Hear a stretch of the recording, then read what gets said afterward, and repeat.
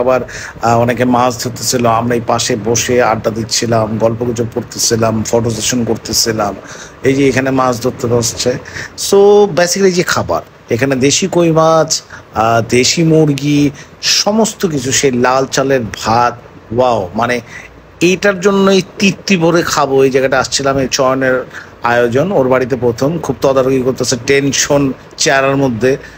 So এইখানে বিভিন্ন পদের চমৎকার সব ভর্তাগুলো ছিল।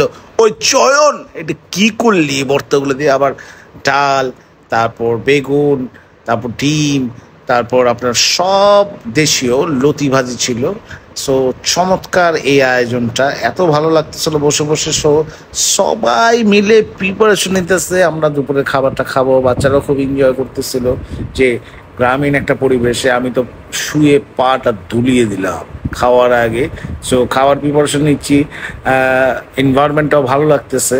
তো বললাম যেহেতু এটা একদম বরিশালেই, শহরের থেকে বেশি দূরে নয়। তো এখানে আমাদেরকে প্লেট সার্ভ করা হচ্ছে। চয়নেরই বাড়ির লোকজন আমাদেরকে খুব সুন্দরভাবে আপ্যায়ন করলো। এই যে প্লেটগুলো আমাদেরকে সার্ভ করতেছে। ওই চয়ন, এদিক ওদিক গার্ডোস কেন? এই যে সে ভাত, লাল চালের ভাত। সো এটার জন্য তো আমরা একটা পুরো পিওর ক্রেভিং, দেশীয় বৌমারা